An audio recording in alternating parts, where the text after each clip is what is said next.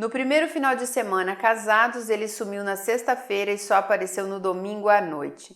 Eu super preocupada, achando que tinha acontecido alguma coisa. Ele chegou no domingo à noite com cheiro de bebida e maconha e totalmente agressivo, mas por dentro estava morrendo aos poucos. Até que veio a primeira agressão física. Eu vim aqui escrever essa carta para alertar as meninas religiosas e que se acham muito independentes. Vou tentar resumir ao máximo a minha história. Eu cresci vendo a minha mãe passar por relacionamento abusivo psicológico com o meu pai e vendo meu tio, que era alcoólatra, agredir a mim, meus primos e a esposa dele, a ponto de apontar arma na cabeça dela na nossa frente. Minha mãe se divorciou e perdi totalmente o contato com meu pai. Ele deixou tantas dívidas que minha mãe tentou com muito orgulho pagar sozinha, mas chegamos ao ponto de depender de doações para termos o que comer. Ao ver que não tinha solução, ela teve que vender o apartamento que morávamos, o carro e os 2 salões de beleza que ela tinha. Fomos morar com meus avós e minha mãe foi trabalhar como taxista. A vida sempre foi muito difícil e desde cedo tive que começar a trabalhar para ajudar em casa, totalmente contra a vontade da minha mãe, que sempre me incentivou a me dedicar aos estudos e focar em ter um futuro diferente do dela. Mas nunca gostei de me sentir um peso, por isso fui trabalhar com 14 anos e continuei os estudos, que ela sempre fez questão de me manter em colégio particular, para dar orgulho a ela. Mesmo sendo diagnosticada com distúrbio de atenção e dislexia, não deixava isso me afetar. Dava sempre o meu melhor por conta própria, porque não tínhamos dinheiro para pagar acompanhamento psiquiátrico. Em quase todas as matérias, eu era a melhor aluna da turma. Tive que amadurecer muito cedo, falando sempre para mim mesma que não queria depender de ninguém, que meu foco era ser independente e dar uma vida melhor para minha mãe. Se um dia fosse ter um relacionamento, que Deus não me permitisse repetir a vida da minha mãe e da minha tia, com homens viciados e agressivos. Enfim, por causa do trabalho, não conseguia conciliar colégio com cursinho pré-vestibular e não tinha muito tempo extra para estudar. Acabei não passando para faculdades públicas que eu queria. Passei para a Universidade Federal, mas não para o curso que eu queria. Então tentei prova para uma faculdade particular e passei com 70% de bolsa. No terceiro período eu desisti, porque não me via fazendo aquilo no futuro. Depois disso me dediquei a me encontrar, fazer cursos, até que decidi entrar para uma faculdade de turismo e hotelaria e consegui uma vaga de emprego em uma das maiores redes hoteleiras do Brasil, na segunda semana de faculdade. Graças a esse emprego, me mudei para Copacabana para ficar mais perto do trabalho e da faculdade. Ajudava minha mãe, saía com meus amigos, me relacionava com as pessoas, mas sempre me colocando em primeiro lugar. Sempre que me sentia incomodada, não me sentia feliz, eu terminava sem muita enrolação e sem drama. Focava na minha saúde, me alimentava bem, fazia exercícios, cuidava do meu cabelo e pele e estava levando a vida que sempre sonhei. Me formei na faculdade e me mudei para um apartamento de 2 quartos, porque em Copacabana eu morava em um quarto, dividindo o apartamento com outras pessoas. O apartamento era simples, mas era mais na zona sul do Rio de Janeiro. Mas arrumei ele, mobiliei, coloquei minhas plantas e deixei ele do meu jeitinho. Perto da minha casa tinha uma igreja que minha família ia e eu decidi começar a frequentar em busca de me encontrar mais com a minha espiritualidade. Mas nunca fui santa, nem passei por lavagem cerebral, nunca me obriguei a frequentar quando não estava afim, nem em dar dízimos. Ia quando meu coração e corpo sentia que deveria estar lá. Eu nunca fui uma pessoa materialista, sempre fui muito desapegada, empática, sempre gostei de cuidar das pessoas e dar até o que eu não tinha para mim mesma para ajudar o próximo. Muitas vezes na igreja, quando iam visitantes ou convidados, via que as pessoas nem sequer olhavam para eles, ficavam sempre nos seus grupinhos, sempre me questionando. Onde está a comunhão? Enfim, Sempre ia falar com os visitantes, me apresentava, oferecia orações, dava um abraço. Assim foi quando um amigo da minha prima foi visitar a igreja. A princípio, eu achei ele bonito, mas nada demais, sabe? Apenas falei com ele normalmente. Na semana seguinte, ele foi com a família. Fiquei muito próxima da mãe dele e das irmãs. Com isso, fomos criando um vínculo de amizade. Eu não tinha o menor interesse, nem nas minhas orações eu pedia por um relacionamento. Eu me sentia super bem sozinha. Amava sair para jantar, ir ao cinema, à praia, viajar e curtir minha própria companhia. Então, para mim, era só um amigo e nada mais. Até porque ele era 5 anos mais novo que eu e eu nunca imaginei, porque ele é muito alto, encorpado, ia na academia, muito maduro, mas era um rapaz ainda. Conversávamos muito, sempre ele me mandava a primeira mensagem e ligava à noite antes de dormir. A família dele sempre me chamava para a casa deles, para sessões de filmes, jantares, almoços e aniversários. Até que um dia ele me chamou para sair e eu aceitei, para ver no que ia dar. Fui sincera com ele, falei que ia deixar rolar, porque não podemos controlar sentimentos, mas que não tinha intenção de ter um relacionamento. Depois disso, saímos muitas vezes, mas nunca nem sequer nos beijamos. Até que um dia rolou o primeiro beijo e foi incrível. No ano novo, ele me pediu em namoro, com aliança de compromisso e tudo. Foi mágico e eu aceitei. Ele entrou para o serviço militar e ficamos muitos meses sem podermos nos ver. Nos falávamos por carta porque nem celular ele podia levar. Esperei por ele. Quando ele voltou, trabalhava muito, tanto ele quanto eu, e era muito difícil de conseguirmos nos ver. Mas nosso relacionamento era leve, não tínhamos ciúmes um do outro, éramos muito confidentes um com o outro, nossa família se dava super bem e a diferença de idade nunca foi um problema. Ele era muito trabalhador e parceiro e tínhamos os mesmos planos e sonhos para o futuro. Passados cerca de 2 anos, ele me pediu em casamento e nos casamos alguns meses depois. E ele foi morar no meu apartamento. Foi aí que começou o inferno que eu nunca provia que iria acontecer na minha vida. No primeiro final de semana casados, ele sumiu na sexta-feira e só apareceu no domingo à noite.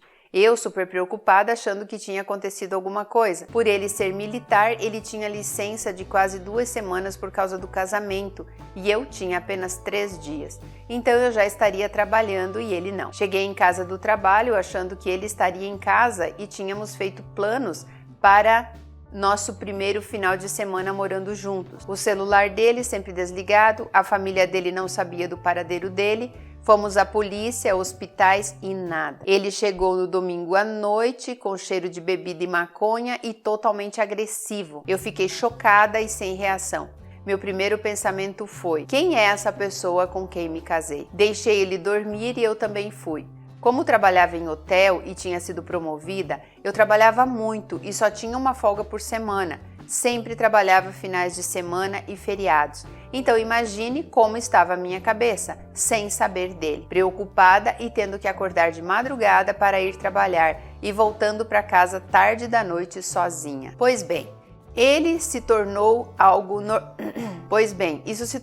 normal. Ele começou a beber muito, usar drogas e se tornar agressivo. Se não fosse minha iniciativa, nós nunca transaríamos. E quando transávamos era tão, mas tão sem amor, sem carinho, sem tesão, horrível. Até então a agressão dele era só verbal e emocional. Ele sempre falava aos gritos, isso porque eu não ficava atrás, não ficava mais procurando e nem ligando e nem preocupada. Mas por dentro estava morrendo aos poucos. Até que veio a primeira agressão física. Eu fiquei com tanta vergonha de mim mesma por ter permitido chegar naquele estado que eu não conseguia pedir ajuda, nem para minha família e nem para os meus amigos. Fui até a igreja, conversei com os pastores, expliquei tudo o que estava acontecendo e pedi ajuda deles. A resposta foi: ore e jejue para Deus transformá-lo, porque divórcio é pecado. Orava o tempo todo, fazia jejum e evitava ao máximo os conflitos, mas nada resolvia, ficava cada vez pior. Ele começou a trazer e usar drogas dentro de casa e eu não aceitava isso de jeito nenhum. E quando eu descobri onde ele escondia as drogas, ameacei jogar no vaso sanitário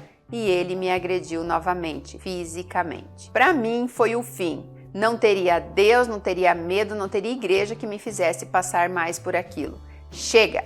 Eu sempre fui independente, passando por isso. Falei para ele que ia dormir e no dia seguinte, depois do trabalho, ia para casa da minha mãe e ia dar o final de semana para ele arrumar as coisas dele com calma e ir embora da minha casa. No dia seguinte, saí do trabalho e minha mãe me buscou. Estávamos a caminho da casa dela e eu senti um aperto muito grande no peito e falei para ela me deixar em casa. Quando cheguei em casa, ele estava jogado no quarto de hóspedes, branco e babando, desacordado. Ele tentou suicídio. Liguei para a mãe dele e levamos ele para a emergência, onde ela, muito cansada, foi embora e eu fiquei com ele até de manhã. Ele teve sequelas, não conseguia andar direito e nem falar, como se tivesse tido um derrame. Aí a otária ficou com ele novamente, deu banho, deu comida, pedi licença não remunerada do trabalho para cuidar dele por quase uma semana. Depois tive que voltar a trabalhar e pedir para a mãe dele me ajudar a cuidar dele, porque ele não podia ficar sozinho. E ela disse que depois que casou, ele era responsabilidade minha. Pedi ajuda da minha mãe e ela deixou de trabalhar para ficar com ele enquanto eu trabalhava, pelo menos a parte da manhã. Saía mais cedo do trabalho para ir correndo para casa, para ela conseguir trabalhar à tarde. Até que ele fugiu de casa quando minha mãe foi no banheiro. Ele foi para a comunidade comprar drogas naquele estado, acredita? Eu sei, porque coloquei um aplicativo localizador no celular dele. Fui para casa e não briguei, estava exausta. Me afastei de amigos e família por vergonha da minha vida. Quando ele se recuperou, tudo melhorou. Ele parecia outra pessoa. Não estava mais usando drogas e nem saindo. Me tratava bem, transávamos com paixão. Esqueci de falar que nesse meio tempo eu estava tirando meus documentos de dupla cidadania para sair do Brasil. E ele disse que cansou do trabalho dele e saiu da carreira militar, que já estava estabilizada. Ficou 6 meses sem trabalhar e eu bancando tudo sozinha. Dava dinheiro para ele pegar passagem para ir procurar emprego. E ele ia? Não. Gastava o dinheiro, vocês já sabem com o quê. No dia do nosso aniversário de casamento, eu tirei uns dias de folga do trabalho para irmos viajar. Como ele estava desempregado, eu paguei tudo. Guardem essa viagem na memória, pois irei falar dela mais à frente. Passados mais alguns meses, tudo começou a desandar e eu não aguentava mais. Pedia para Deus para me dar provas de traições para eu sair daquele relacionamento de uma vez por todas, como se eu precisasse disso, né? Porém, no fundo, eu queria um motivo para me desapegar de vez do que eu sentia por ele. Voltou tudo como era antes. Noites acordadas, preocupada, ele sumindo por dias e chegando em casa bêbado e drogado, sujo, até mijava pelo quarto, porque não aguentava chegar ao banheiro. Era uma tristeza. Aí eu te conheci, Sil. Comecei a acompanhar os seus vídeos, ver as histórias reais, chorava em todas, me imaginando nelas. Anotava todas as suas dicas e conselhos.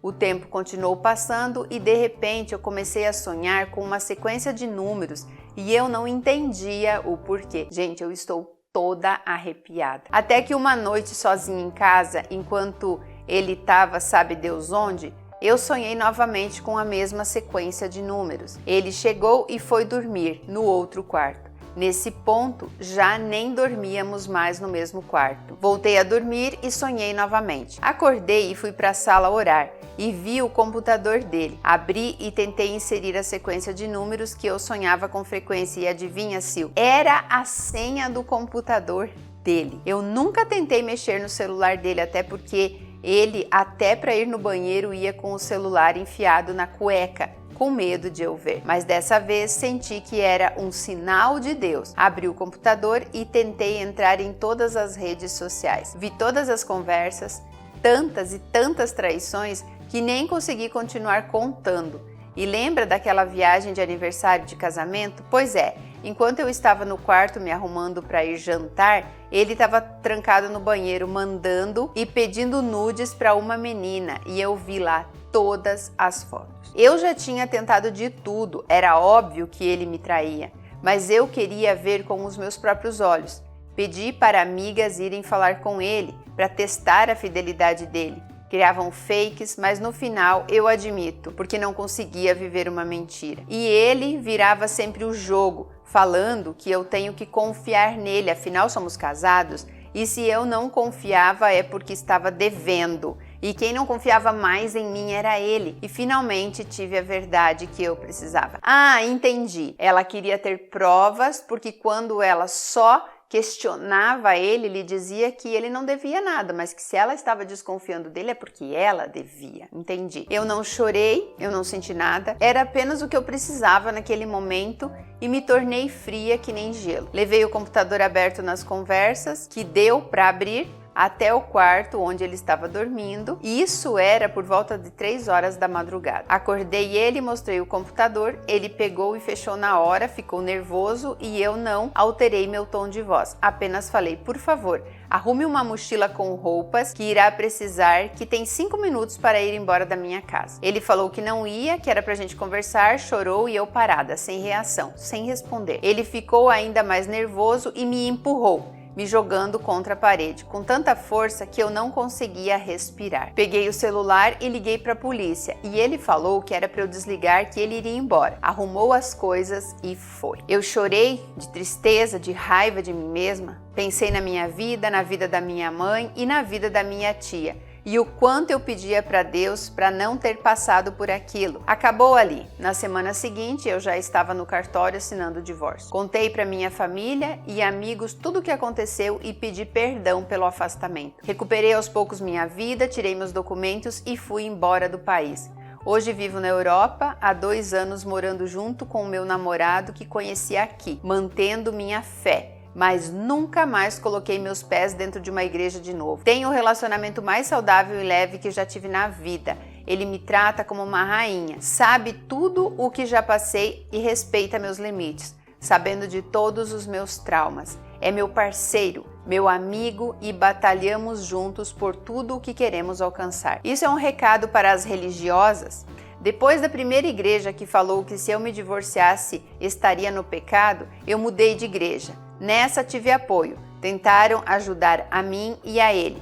Mesmo no dia da tentativa dele tirar a vida, me ligaram e ficaram do meu lado oferecendo sempre ajuda, quando a própria mãe dele virou as costas para ele. Tudo lindo, até eu me divorciar e os amigos que eu havia feito continuaram sendo meus amigos, mas o pastor me chamou para conversar e disse que agora que eu não era mais uma mulher casada, eu não poderia mais manter as minhas amizades com os homens comprometidos da igreja. Para mim isso foi a gota d'água. Quer dizer, depois de tudo que eu passei, me divorcio e viro puta? Muito bem. Eu já estava para sair do país mesmo, então virei as costas sem nem responder ao pastor. Agradeci a Deus e ao universo pela oportunidade de recomeçar e reestruturei toda a minha vida. Durante esse tempo eu deixei de me cuidar, engordei, estava tudo péssimo. Voltei com tudo e hoje estou irreconhecível e em um relacionamento maravilhoso, com um emprego incrível e viajando o mundo. E ele? Bem, da última vez que vi, ele estava namorando uma menina 10 anos mais nova que eu, que fazia dancinhas pro TikTok. Hoje em dia, graças a você, Sil, tenho aprendido a não odiá-lo.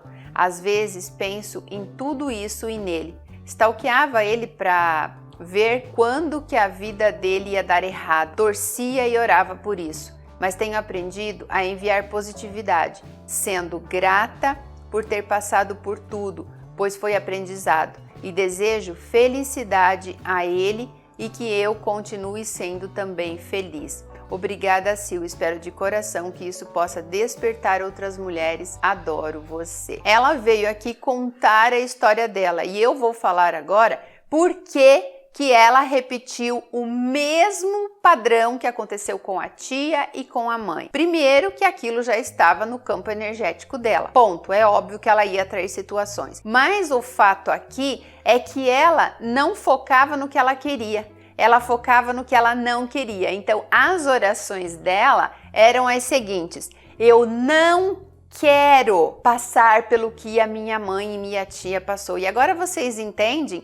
como o Deus de fora que a gente busca, que a gente tenta se comunicar, não existe. Ele não dá para você aquilo que você está pedindo. Você sempre vai criar na sua vida as situações baseadas naquilo que você põe foco. E o foco dela aqui sempre foi: eu não quero o relacionamento da minha mãe, não quero o relacionamento da minha tia, eu não quero o relacionamento da minha mãe, não quero o relacionamento da minha tia. O que ela criava com isso? Uma frequência vibracional compatível com aquilo que ela mais repudiava. Então, quando vocês não querem viver determinada situação, esqueçam aquela situação e coloque no seu campo vibracional aquilo que vocês querem. Se desde o começo ela tivesse focado no que ela não queria e deixado de lado aquilo que ela mais detestava, que ela mais repudiava, que eram os relacionamentos abusivos, ela não teria passado por isso. E veja que mesmo, tudo aquilo que aconteceu lá, o cara tentou suicídio, eu não sei se vocês realmente acreditam que aquilo foi verdade,